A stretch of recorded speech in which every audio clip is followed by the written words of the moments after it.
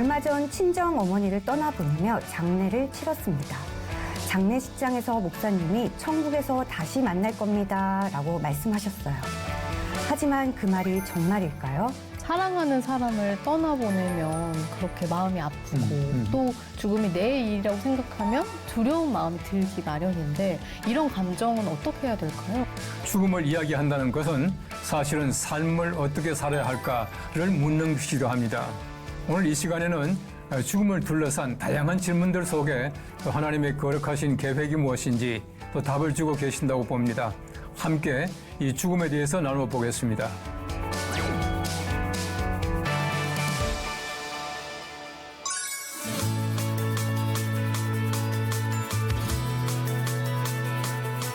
네, 샬롬 안녕하세요. 더 궁금 이성인 목사입니다.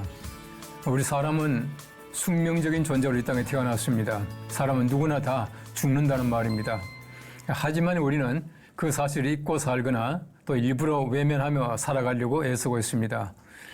죽음을 말하는 건 불편하고 또 무섭고 또 때때로는 불길하다고 많은 사람들이 말하고 있습니다.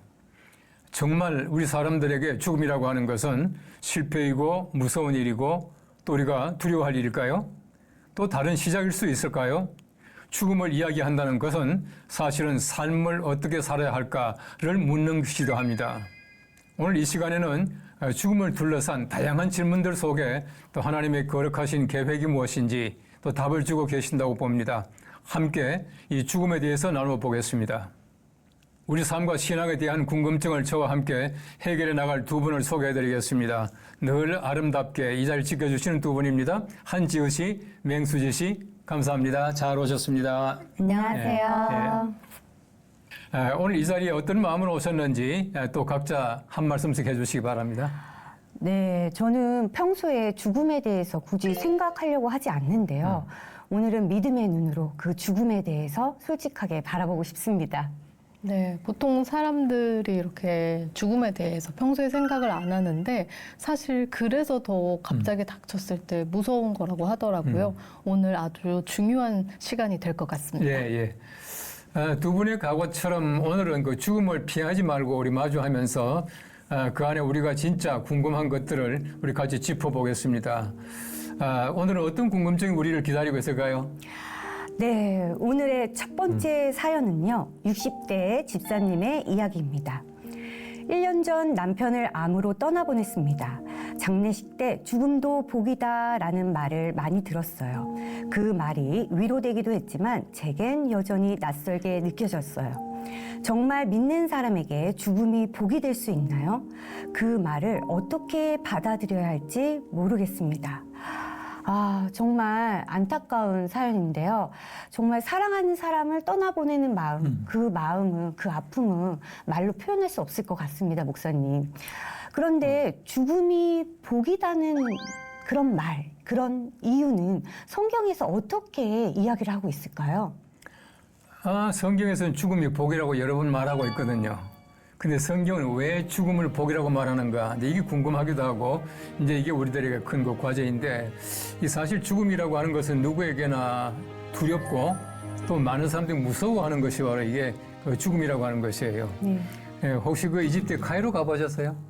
아니요. 카이로에 가보시면 나일강이 있고요. 나일강 동쪽과 서쪽에 그 카이로 도시가 형성이 되어 있어요. 형성이 되어 있는데 이 나일강을 중심으로 해서 동쪽에는 묘지가 없어요. 서쪽에만 묘지가 있어요. 우리가 보면은 옛날에 출토되는 뭐 투탕카멘의 뭐 가면 뭐 이런 것들이 전부 다가 서쪽이거든요. 왜냐하면은 나일강 동쪽은 해가 뜨는 쪽은 거룩한 곳, 좋은 곳, 생명의 자리고 서쪽은 죽음의 자리예요. 더러운 곳이라고. 그래서 이 서쪽에만 이제 묘지를 서게 되어 있는데 이 사실 죽음이라고 하는 것이 두려운 이유는 뭐냐 하면은 이 사람들이 원래 죄의 대가로 말미암아 죽음을 가지게 되었거든요. 그렇기 때문에 사람들은 죄의 결과가 죽음이기 때문에 사실은 죄를 지은 사람들에게는 죽음이라고 하는 것이 당연하고 또 두려운 것이거든요. 그러나 성경 말씀에 보시면은 죄를 우리가 극복한 사람들은 우리 죽음이라는 그 자체가 두려운 것만 아니고 또 하나님의 은총이고 또 우리 복이라고 많이 말하고 있어요. 예를 들어서 이렇습니다. 우리가 세상에 살다가 죽음 이후에 어디 가죠? 네. 예, 하늘나라 가잖아요. 네. 근데 죽지 않으면 하늘나라 못 가요.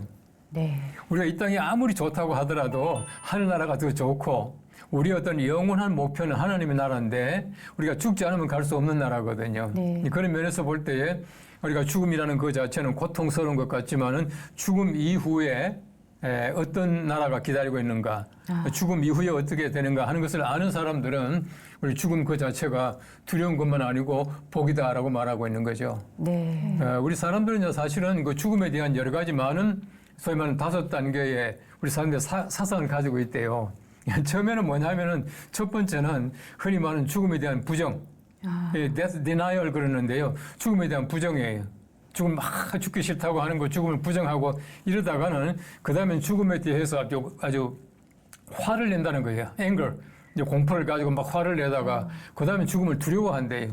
네. 그다가는 이제 죽음과는 그 다음에는 보면 negotiation 한답니다. 협상한대요. 그래서 왜 아픈 사람들이 의사들에게 만일에 내 고쳐지면 내 재산 얼마를 줄게라고 말한다는 거예요. 그러다가 마지막 가서는 모든 걸 포기하고 죽음을 수용하게 된다. 이제 그렇게 말하고 있어요. 네. 사람들은요, 누구나 다가 죽는다. 야, 신난다. 이게 아니에요. 우리 옛날에 그러잖아요. 아무리 그 연세가 드신 그 할머니라도 죽는 거 싫어한다고. 네. 뭐 처녀가 시집가기 싫다는 것과 또 뭐 어르신이 뭐 죽고 싶다는 건 거짓말이라 그렇게 말하잖아요. 네. 죽기 싫은 거는 우리 사람들의 본능이에요.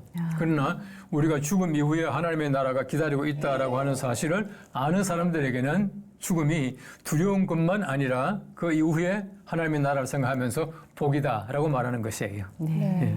죽음은 두려운 것만 아니다라고 말씀을 해주셨는데, 그런데 사실 주변에서 사랑하는 사람을 떠나보내면 그렇게 마음이 아프고 또 죽음이 내 일이라고 생각하면 두려운 마음이 들기 마련인데, 이런 감정은 어떻게 해야 될까요?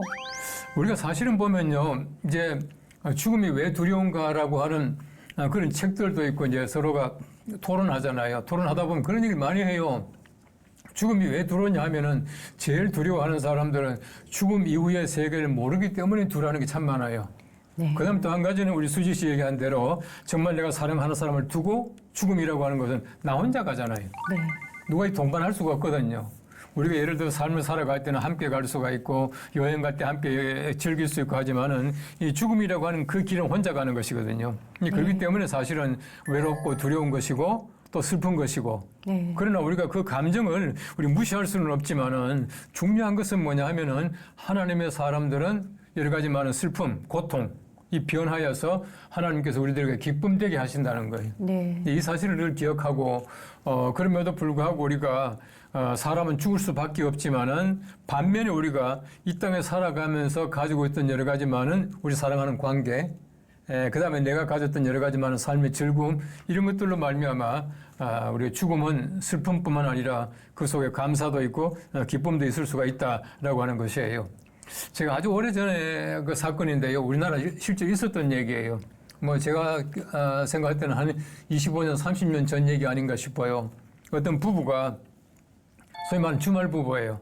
그 남편은 저기 경상도 어디에서 교사를 하고 있고 부인은 경기도 어디서 이제 교사를 하고 있다가 이제 여름에 그 홍수가 나가지고 남편이 주말에 부인을 만나러 올라오다가 이게 홍수로 말미암아 세상을 떠나게 돼요.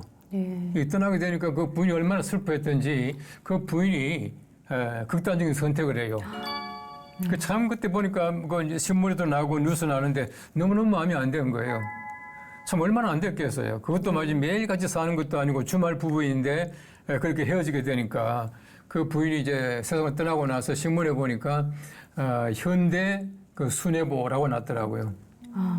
저는 그걸 보면서 참 마음이 안타까우면서도요. 이게 과연 순애보일까라고 하는 생각도 또 들더라고요. 왜냐하면은 사람이 내가 살아있다는 그 자체가 굉장히 존귀한 것이고 그분이 선생님이고 또 그분이 결혼했다면 아마 자녀도 있었을 거예요. 그럼 자녀도 있고 제자가 있는데 정말 내가 사랑하는 사람이 세상을 떠났으니까 내가 살 가치가 없다. 이 극단적인 선택하는 것이 옳은 것인가? 저는 그건 아니라고 보거든요. 그렇기 때문에 우리가 예를 들어서 사랑하는 사람을 떠나 보낸다라고 하는 아픔이 있지만은 그러나 내게 내 자신이 살아있는 동안에 내게 주신 하나님께서 내게 주신 소명 또 우리가 우리 사회인으로 살아가면서 내가 사회인으로서 내가 책임이 있잖아요. 예, 그런 것들도 우리가 늘 그 깊이 생각해야 된다고 생각합니다. 예.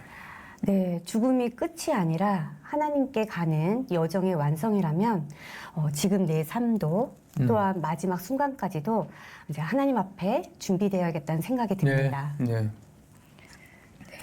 이번에는 40대 중반 직장인의 궁금증입니다. 목사님, 저는 10년 넘게 신앙생활을 하고 있습니다. 그런데 여전히 크고 작은 문제가 계속 생기네요. 남편의 사업도 어렵고 아이 문제로 밤새 잠 못 이룰 때도 많아요. 믿으면 다 잘 되는 줄 알았는데 믿는 사람도 이런 고난을 피할 수 없는 건가요? 라고 사연을 보내주셨습니다. 정말 현실적인 고민을 보내주셨는데요. 이렇게 오랫동안 신앙생활을 해도 이런 힘든 부분을 피해갈 수 없는 걸까요? 네, 그럼요. 우리가 예수 믿는다라고 하지만은 예수 믿지 않는 사람과 우리가 똑같은 삶을 살잖아요. 우리도 그 하루의 삶을 뭐 밥도 먹고 잠도 자고 또 직장 생활도 하고 그렇게 살아가고 있고, 우리 고통도 마찬가지, 아픔도 마찬가지로 우리 예수 믿지만은 고통을 당해요. 여러 가지 많은 어려움도 있고요. 이때 우리 감기 걸리기도 하고 심지어는 우리가 암에 걸리기도 하거든요. 네. 그래서 우리가 예수 믿는다라고 하는 것은 세상에서 고난을 면제받는 것이 아니고 고난 속에서 하나님의 그 사랑을 느끼는 것이에요. 로마서 성경 말씀에 보시면은 우리가 환난 중에도 즐거워하나니 이는 환난은 인내를, 인내는 연단을, 연단은 소망을 이루는 줄 알미라, 그렇게 말하고 있어요. 우리가 고통이 있지만 그 속에서 우리가 연단을 받고 소망 가운데 살아갈 수 있도록 하나님께서 길을 여신다라고 하는 것이고, 또 한 가지 우리가 꼭 기억해야 될 것은 뭐냐 하면은 우리가 성경 말씀에 욥의 경우를 잘 보십시오. 욥이라고 하는 사람은 얼마나 부자였습니까? 얼마나 다복했습니까? 근데 그럼에도 불구하고 하나님께서는 욥이 하나님을 신실하게 잘 믿는 사람이기 때문에 사탄에게 욥을 시험해 보라라고 내어줄 만큼 욥은 착한 사람이고 또 하나님께서 인정하는 사람이었거든요. 네. 근데 얼마나 많은 고난 당합니까? 네. 고난 당하는데 제가 지난번도 언제 한번 말씀드린 기억이 납니다만은 욥기의 결론은 뭐냐 하면은 고난을 극복하는 것이에요. 쉽게 말하면 회복하는 것이에요. 욥기 전체에 나타나고 있는 주제는 뭐냐 하면은 고통이 아니라 회복이거든요. 네. 회복. 우리 여러 가지 많은 고통이 있지만 그럼에도 불구하고 하나님께서는 마지막에 이렇게 회복하게 해주신다. 재물도 많이 주시고 건강하게 해주시고 또 우리가 복을 주신다라고 하는 것이거든요. 그런 면에서 우리가 잠시 동안 여러 가지 많은 고통도 있지만은 그 고통 이후에 하나님께서 우리에게 주실 복이 분명히 있다는 거예요. 네. 그 어떤 분은 말하기를 고통도 알고 보면 축복인 것을 그렇게 말하더라고요. 그러니까 우리가 지금 현재 눈앞에 보이는 잠시 동안의 고통, 바로 그 너머에 있는 하나님의 복, 여기까지 볼 수 있는 것이 믿음이 아닌가 하는 생각이 들어요. 네. 그럼 결국 믿어도 우리도 똑같이 예수님을 믿는 사람도 똑같은 풍랑을 겪는 건가요? 네, 풍랑을 만나지만 우리가 나 혼자 풍랑 만나는 것이고 나 혼자 풍랑 만나 죽는 건 아니잖아요. 네. 그 예수님과 함께 풍랑을 만나고 예수님과 말씀을 순종해도 풍랑 만나요. 네. 그런데 그 풍랑이 우리를 절대로 어떤 거 파멸시키지 못한다는 거예요. 우리 그 믿음을 가지고 나아가는 것이 바로 우리에게는 중요한 하나의 그 소망이고 또 믿음이라고 생각되어져요. 네. 누구나 자기만의 힘듦이 있다고 하잖아요. 뭐 굉장히 편안하게 잘 살고 있는 사람도 각자의 힘듦이 있다고 하니까 결국 내 힘듦 속에서도 평안을 찾는 게 제일 중요한 부분인 것 같습니다. 네, 우리가 예를 들어가지고 여러 가지 많은 고통이 있지만은요, 아무리 힘들다고 하더라도 이제 우린 때때로 그래요. 내가 어려움을 당할 때는 자꾸 어려움이 너무 커 보여. 그죠? 너무 커 보이는데 우리 그 속에 있는 우리가 지금 감사할 일, 잘 되고 있는 일, 또 하나님께서 은혜 주신 일들, 이런 것들을 잘 꼼꼼히 적어보면 굉장히 많을 거예요.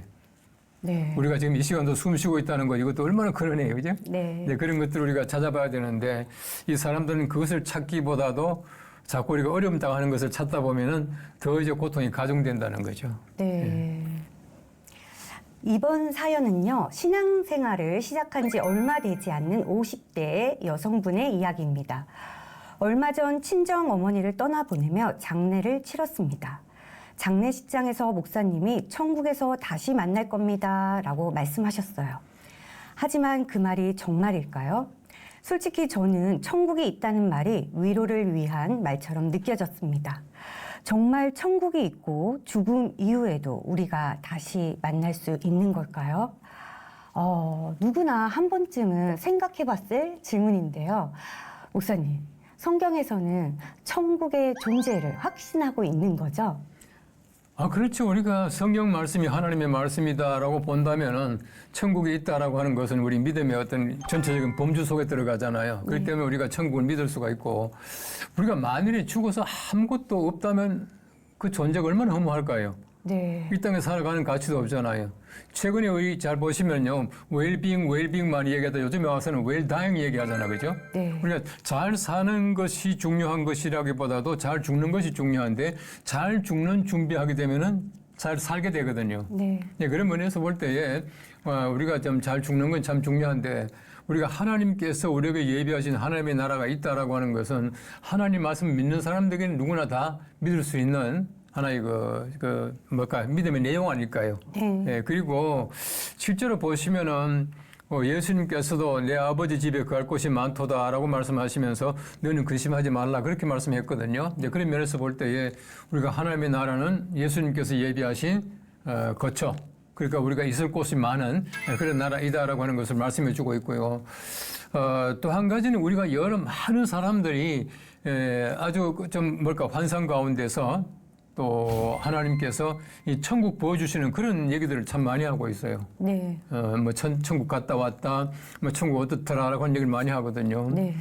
저희 아버님께서 돌아가시기 전에 천국 갔다 왔다는 얘기를 여러 번 하셨어요. 여러 번 하시면서 너무너무 좋다는 거예요. 네. 그 제가 어떻게 좋습니까라고 하니까 너무너무 좋아서 말로 다 형언할 수가 없다. 그렇게 말씀하시더라고요. 네. 이제 그러면서 아버님께서는 막 좀 병원에 고통스러우면서도 천당 갔다 와셔가지고 누구 만났다 이런 말씀을 하시더라고요. 네. 하시는데 그렇게 천국을 경험하신 분들이 얼마나 많은지 몰라요. 많다는 얘기가 뭐냐면은 한두 사람이 갔다 왔으면 저 거짓말이겠지 더 꾸며낸 얘기 같지 이렇게 말할지 모르지만은 그런데 모든 사람들이 갔다 와서 하는 얘기는 너무너무 좋더라는 것이. 그게 너무너무 좋다는 얘기는 뭐냐면은 성경 말씀에 기록된 것보다는 말로 이게 표현한 것보다는 너무 좋다는 것이거든요. 네. 예. 근데요, 한 가지 중요한 게 있습니다. 그게 뭐냐면은 천국 갔다 왔다라고 하는 사람들의 하나님의 나라에 대한 표현이 조금씩 다 달라요. 이렇더라 좀 달라요. 네. 근데 그건 그럴 거예요.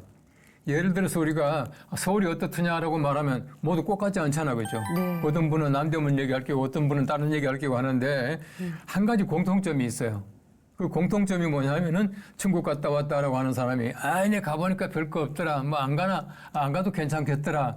이런 분이 하나도 없어요.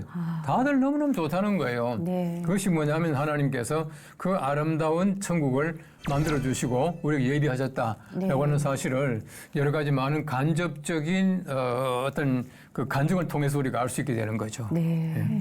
네, 목사님, 그 천국에 대해서 이야기하는 바가 다 다르다면 천국도 넓을 텐데 자기가 갈 수 있는 것뿐만이 아니라 그곳에 가면 사랑하는 사람들을 다시 만날 수 있는 걸까요?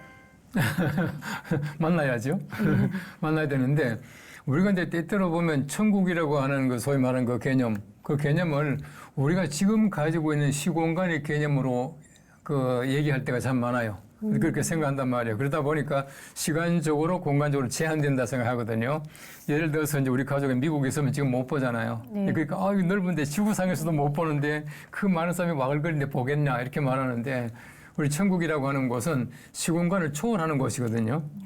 그러니까 우리가 지금 같은 이런 몸을 가지고 가는 것이 아니고 새롭게 변화된 영적인 몸을 가지고 가기 때문에 우리가 시공간을 초월하는 존재가 된다고요. 그렇기 때문에 만나는 건 문제가 없고요. 또 한 가지 이런 건 있대요. 성경 말씀에 보시면은 하나님의 나라 가게 되면은 우리가 시집도 가지 않고 장가도 가지 않고 하늘의 천사와 같이 된다 이렇게 말하고 있어요. 그 말이 뭐냐면 천사와 같이 우리가 영적인 몸으로 변하기 때문에 네. 하나님 나라 가서 우리 가족 보지만 저분은 우리 아버지, 저분은 내 아내 이렇게 말하지는 않고 우리 모두가 다 하나님 안에서의 하나의 그 자녀, 하나님의 자녀로 만난다는 거죠. 네, 그래서 하나님이 거룩하신 나라 가서는 분명히 만납니다. 만나는데 내 남편, 내 아내, 내 아버지, 내 자식이 아니라 하나님의 자녀로서 함께 만나게 된다. 이제 그렇게 말하고 있고요. 한 가지 참고로 재밌는 거는 그 스웨틴볼이라고 하는 분이 굉장히 유명한 물리학자인데 이분이 그 영적인 경험을 그 체험을 가지게 되어서 이제 하나님의 나라에 27년 동안 소위 말하는 연계를 이제 왕래하면서 많은 사람들에게 하나님의 나라를 그 전하던 분이에요. 이분이 쓴 책에 보면은 하나님의 나라 가게 되면은 내가 알던 사람들 다 알 수가 있대요. 다 알 수가 있는데 예를 들어 가지고 그분이 가장 젊고 예쁠 때 모습으로 변해 있더래요. 그러면 하나님 나라 가니까 또 없는 게 하나 있어요. 그게 뭐냐면 장애인이 없대요. 이 땅에서 우리 장애를 가지고 살잖아요. 네. 그러다가 영적인 몸으로 변하게 되면은 장애를 가진 사람도 없고, 그 다음에는 소위 말하는 이게 노인들, 네? 늙은 모습이 아니고 그분이 가장 젊을 때 예쁠 때 모습으로 변해 있더라. 그렇게 말하고 있더라고요. 네. 네, 그러니까 분명히 만나긴 만나는데 지금 우리와 같은 이런 육체적인 관계가 아니고 하나님의 나라에서 새로운 영적인 관계로 만나는 거죠. 예. 네, 천국 소망이 오늘을 살아가는 누구에게나 모두에게 다 깊은 위로와 의미가 될 것 같습니다. 예.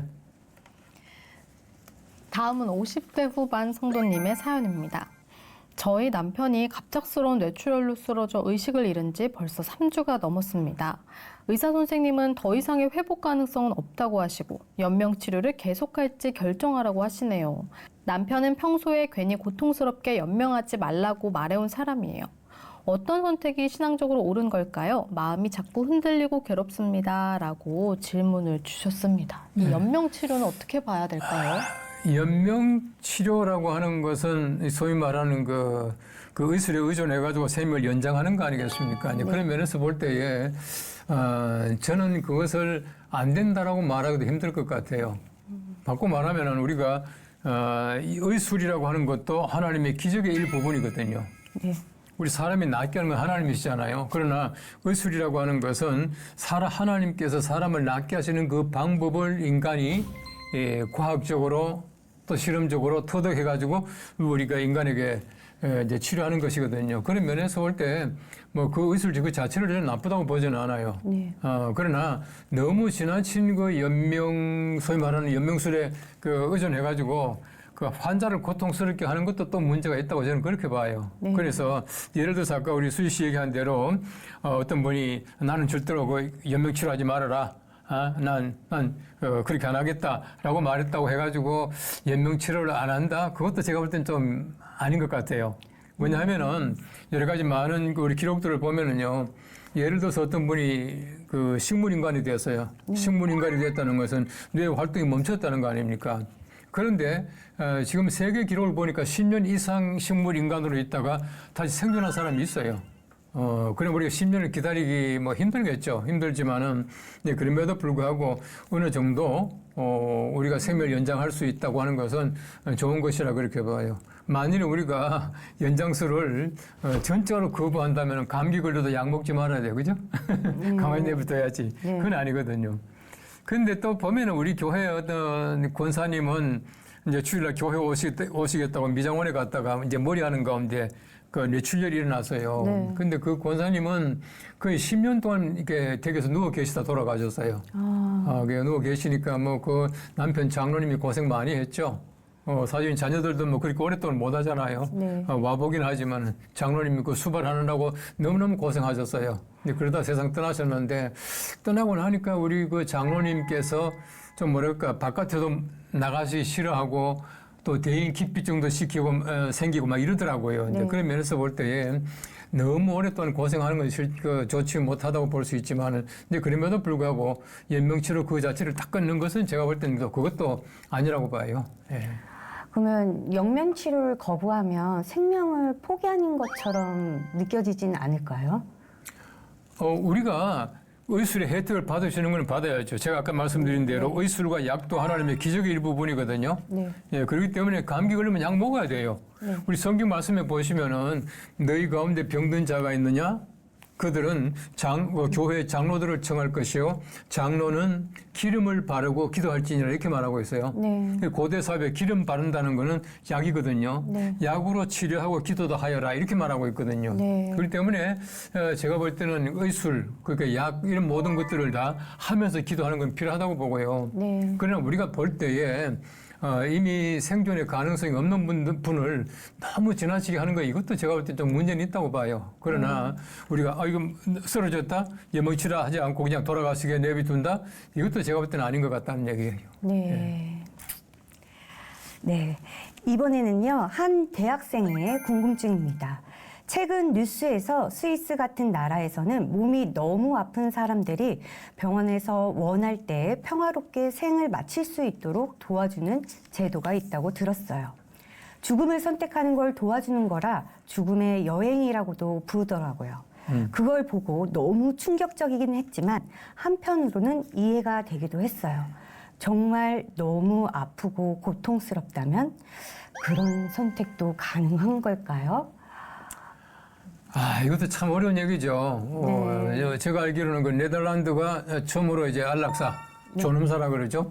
예, 안락사를 처음으로 이제 그 법적으로 허용을 했고, 그다음 벨기에 같은 나라, 또 스위스 같은 나라가 지금 그 안락사, 존엄사를 하고 있는 걸로 알고 있습니다만은 이 존엄사라고 하는 것도 결국은 인위적으로 생명을 빼앗는 거거든요. 그죠? 약물을 투입해가지고 우리가 죽게 하는 것도 인위적으로 생명을 갖다 빼앗는 거기 때문에 저는 그건 아니라고 봐요.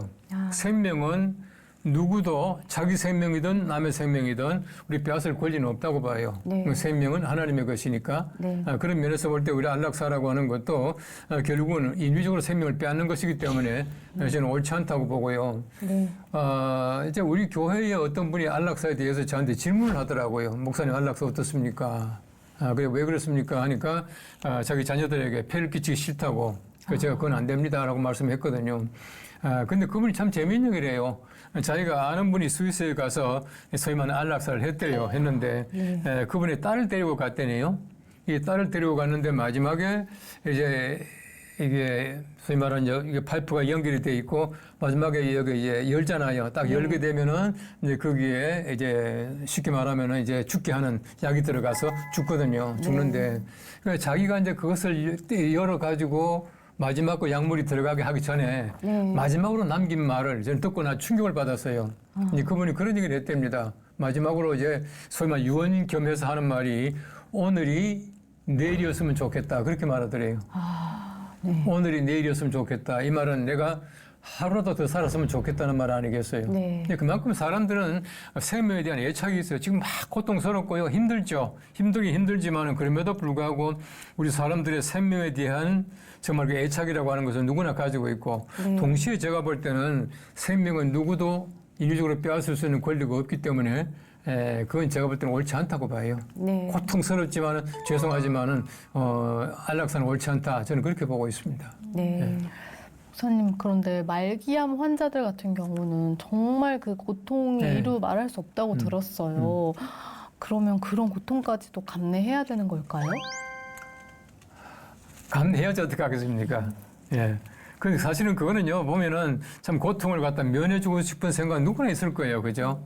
그러나 우리가 인위적으로 그 사람의 고통을 면하게 하기 위해서 생을 빼앗는다라고 하는 것은 제가 볼 때는 잘못인 것 같고, 어쨌든 제가 볼 때는 그분이 좀 이 고통이 덜 할 수 있도록 만들어주는 것, 이런 진통제라든지 이런 것들은 뭐 어쩔 수 없겠죠. 그러나 그 생명을 빼앗을 만큼 어떤 소위 말하는 그 안락사를 한다거나 하는 것은 제가 볼 때 하나님 앞에서는 좀 올바르지 않다고 봅니다.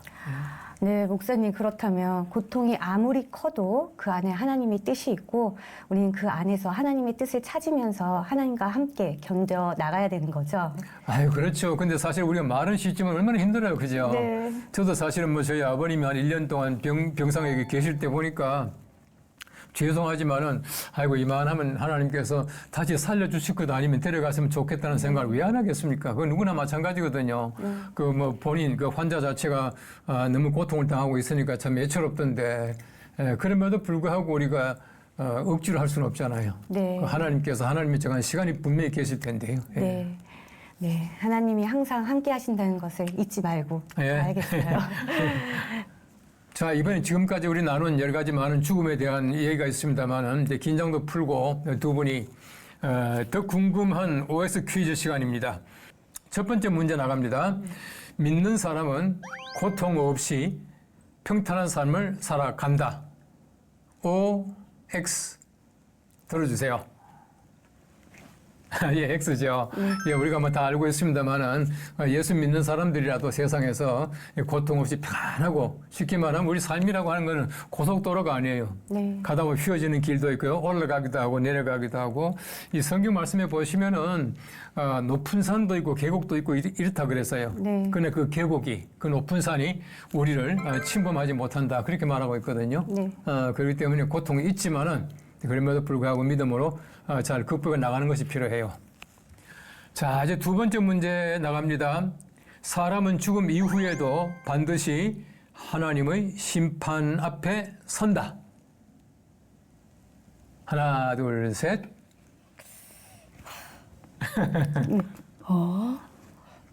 예, 두 분이 이제 일부러 이게 하나씩 바꿔서 쓰신 것 같은데, 네. 우리 잘 알죠. 우리 마지막에 하나님 앞에 심판대 앞에 서는데, 어떤 분들 그런 얘기를 해요. 죽음 그 자체가 심판 아니냐. 근데 하나님 앞에가 또 쓸 게 뭐 있냐. 이렇게 말하는데, 그렇지 않고요. 우리가 다 죽지만 마지막에 하나님께서 우리들에게 하나님의 나라 들어갈 수 있는 심판을 해서 들어가게 하시고, 못 들어가게 하시고, 그렇게 나눠주신다는 얘기예요. 네. 예. 자, 우리 세 번째입니다. 세 번째 우리 OX 퀴즈입니다. 죽음을 통해 모든 고통에서 완전히 해방된다. 하나, 둘, 셋. 너무 죽음에 대해 생각을 깊게 하니까 더 어려운 네. 것 같아요. 네. 우리가 죽음을 통해서 우리 모든 고통에서 해방이 됩니까? 해방될 줄 우리가 믿습니다. 육적인 모든 것은 해방이 다 돼요. 해방 다 됩니다. 네. 그래서 재밌는 말이 있습니다. 우리 예수님의 최후의 기적은 죽음이다라고 하는 말이 있어요. 아, 죽음이다. 네. 그 죽음은요, 여러 가지 많은 고통도 있고 하지만 성경 말씀에 보시면은 우리 죽음이라고 하는 것은 우리가 안식하는 것이다. 네. 영혼이 이제 쉬는 것이다 라고 말하면서 우리 죽음이라고 하는 것은 그 후에는 다시는 병든 것이나 아픈 것이나 죽음이 없다 이렇게 말하고 있어요. 네. 죽음이는 없잖아요. 그렇기 네. 때문에 우리가 육체를 가지고 있고 이 땅에 살아가면서 가지는 모든 고통들은 다 이제 쉽게 말하면 면제받고 고통이 없이 하는 것이 죽음이다라고 볼 수가 있죠. 예. 네. 두고 온 가족들에 대한 생각은 안 날까요? 나겠죠. 나겠죠. 뭐 죽음 이후에는 이제 죽음이 생각이 안 나겠죠. 네. 그래서 어떤 분은 참 재밌는 얘기를 했어요. 그 궤변 철학자인데, 고대 궤변 철학자인데, 우리가 죽음을 두려워할 필요는 없다. 왜냐하면 우리가 살아있는 동안은 죽음이 없고, 네. 죽음 이후에는 죽음을 생각할 수 없기 때문이다. 그렇게 말을 했어요. 말은 멋있잖아요. 네. 저는요, 그 생각해요. 죽음을 두려워할 필요는 없다라고 말하는 이 사람은 죽음을 두려워하는 사람이다. 그렇게 봐요. 네. 어쨌든 우리가 죽음 이후에는 모든 것이 다 이제 떠나가고 마지막에 우리가 하나님의 거룩하신 날을 기다리고 있는데 오늘은 참 무거운 주제이지만은 네. 우리가 이 문제는 반드시 우리 마음속에 품고 또 해결하고 나가야 될 문제라고 생각되어져요. 오늘은 죽음이라고 하는 누구에게나 낯설고 어려운 주제를 함께 나눠보았습니다. 이제 두 분 이 방송을 함께 하면서 어떤 생각 또 어떤 마음을 가지고 하셨는지 잠시 소감 한번 말씀해 주시겠습니까? 저는 죽음에 대해서 조금 더 솔직하게 마주하게 된 것 같은데요. 목사님 말씀을 듣다 보니 죽음은 고통도 사라지고 상처도 치유되고 죽음이 그 날은 모든 기쁨이 다시 살아나는 그곳이라고 생각이 들어서 오늘 죽음에 대해서 조금 더 두렵지 않게 다가가게 된 것 같습니다. 네. 뭐 물론 오늘 죽는다고 가정을 하면 죽고 싶지 않은 마음이 더 크게 드는데요. 그래도 어쨌든 누구나 사람은 죽으니까 이 죽음에 대해서 평소에 생각하는 시간을 많이 가져야겠다라는 걸 느꼈습니다. 정신의학자는 그 칼 융이라는 분 있죠. 심리학자이기도 하는데 이제 그분이 그런 얘기를 했어요. 우리 사람들은 누구나 죽음의 고통에서 해방되어야 되는데 이 동양 사람들은 죽음을 자꾸 이제 소위 말하는 망각하려고 한다고. 네. 망각하려고 하고 이 서양 사람들은 보면 되게 약으로 다스리려고 생각을 많이 한대요. 근데 그럼에도 불구하고 융이라고 하는 사람은 자기가 가지고 있는 믿음과 자기 어떤 모든 생각을 가지고 죽음을, 고통을 극복해 나가야 된다. 이렇게 말을 했거든요. 네. 우리가 잊어버린다고 잊을 수 있는 것이 죽음은 아니잖아요. 네. 또 우리가 지금 생각하고 있지 않다고 말하지만은 우리 죽음이 내게 없는 것도 아니거든요. 그런 면에서 우리가 항상 죽음을 잘 생각하고 또 죽음에 너무 집착해서 우리 세상에서 험하게 살지 말고 또 죽음을 극복해 나갈 수 있는 그런 길을 가지면은 참 좋겠다고 생각합니다. 두 분의 진솔한 고백에 저도 깊이 공감합니다. 우리의 삶이 하나님 안에서 더욱 깊어지고 또 우리 죽음을 이해함으로 말미암아 단단해지기를 소망합니다.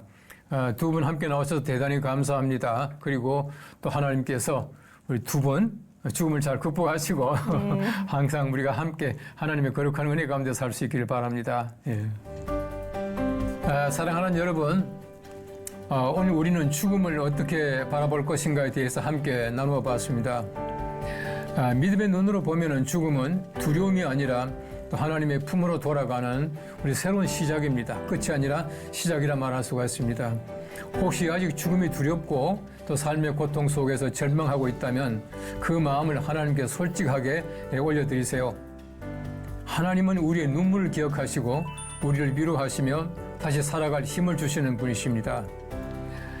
더 궁금, 다음 시간에도 우리 삶과 또 믿음의 기준을 어디에 둬야 할지 여러분과 함께 더 깊이 있는 질문들을 나눠보려고 합니다.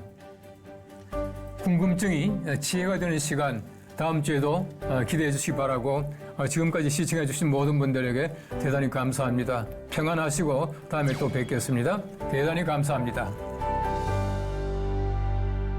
목사님, 신앙을 지키면서 센스 있게 살 수 있는 방법은 없을까요? 하나님의 뜻대로 산다는 말을 많이 듣지만 그게 정확히 어떤 건지를 모르겠어요. 목사님, 하나님의 뜻 어떻게 분별할 수 있을까요? 교회에 나가지 않는 저에게 교회 다니는 부모님이 자꾸 비난을 하고 상처를 줘요. 제가 계속 참아야 하나요? 이런 질문인데요. 두 학생은 이런 고민에 대해서 어떻게 생각하나요? 우리가 살다 보면 문득 이런 생각이 들죠. 내가 믿고 있는데 정말 내가 잘 믿는 것인가? 진짜인가? 오늘 이 시간에는 특별히 하나님을 향한 질문을 아주 솔직하게 던질 수 있는 여고생들과 함께 자리를 했습니다. 그들의 생생한 이야기와 궁금증을 통해 우리 모두가 조금 더 하나님과 가까워질 수 있는 귀한 시간 되기를 바랍니다.